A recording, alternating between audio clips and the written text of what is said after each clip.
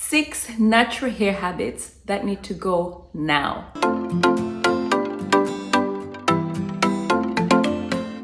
The first one is overuse of heat. I know that some of us that use heat in our regimens to retain our length and also just for manageability's sake, to reduce single strand knots and a whole other, number of reasons, which is fine. But there is some people that overuse heat. If you're using heat every other week to style your hair, to stretch your hair, I feel like long term, you might actually cause some damage. So for myself, and I would encourage you as well to maybe minimize the use of heat if you want to see health and if you want to see length with your natural hair. The next thing is over manipulation. We're in our hair doing all sorts of cute hairstyles, updos, twist outs, braid outs, wash and goes, etc. They're nice. And obviously, discovering what our hair can do is exciting, but also it can be very damaging if we over manipulate our hair.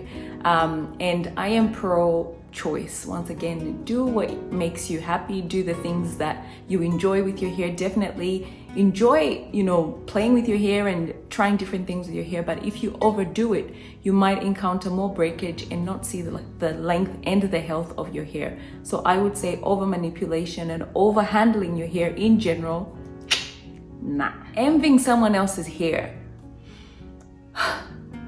Let's learn to love and embrace our hair. This needs to go. There's absolutely no way we're going to inspire and motivate the next generation and our kids and people that are coming after us if we cannot embrace who we are.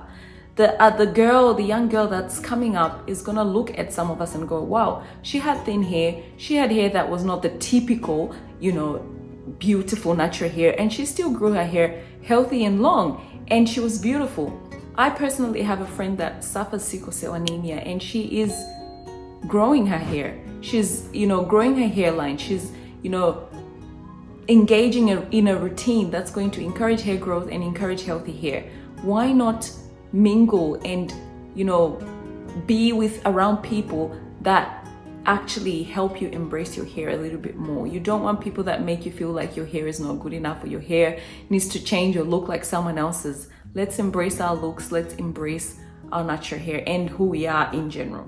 The next thing is wanting to try every new trend. Guys, the minute something comes out, we're jumping on it. The wigs, the brushes, the stylers, the products. And while it's okay to try new products, it's fine, you can. But if you are that person that's like must have every single trend that's coming up, it's probably something to reconsider, because not only are you spending quite a lot of money, because it does build up, us buying these things and using these things, it does build up and it does cost in the long run. Second of all, you probably don't need all of these things. If you feel like it might help in your regimen or you want to use it for one thing or the other, absolutely go for it. But if it's just like for the sake of trying it, or for the sake of being a product junkie, or just someone that always has to try things, I personally feel like it's something that needs to be revisited. If you're that person, I think you need to look at what you're really doing and if it's really benefiting you as an individual and even your hair. Just saying. Missing your trims. Let's trim our hair, guys. If you want long hair, there is no way you cannot trim the ends of your hair. If you've got single strand knots, split ends, tangles, your hair is dry and crispy at the ends, it needs to go. Trimming your hair is not a bad thing. You actually retain more length if you trim your hair, because it's actually going to prevent breakage. The last thing I want to talk about is just neglecting our natural hair in general.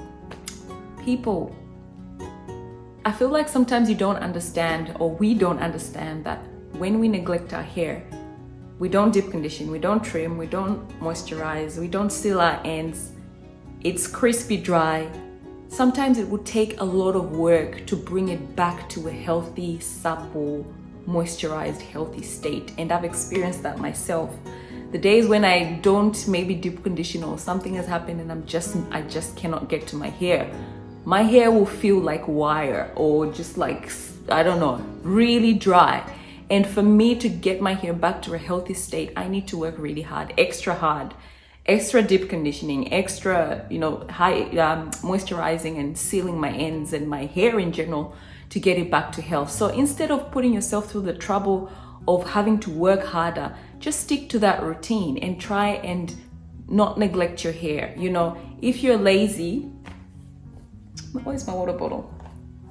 I've said this before in past videos, but just put a little bit of water and an oil, in something like that, and spritz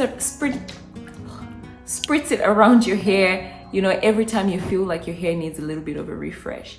And also you can use products that are like 2-in-1s or 3-in-1s that do 2 things at the same time, so that you're not, hydrating and then sealing and then styling. You can just use the one product and it does all those things for you. And that way you don't have to feel like, oh my goodness, I have to deal with my hair. Do you know what I mean? So those are the things that I feel like need to be revisited or really need to be addressed, with us naturals or in our community. And even on an individual basis, you can assess yourself as an individual and see which one of these is a problem, which ones of these is a problem, and see which ones you can actually fix for healthier, longer hair.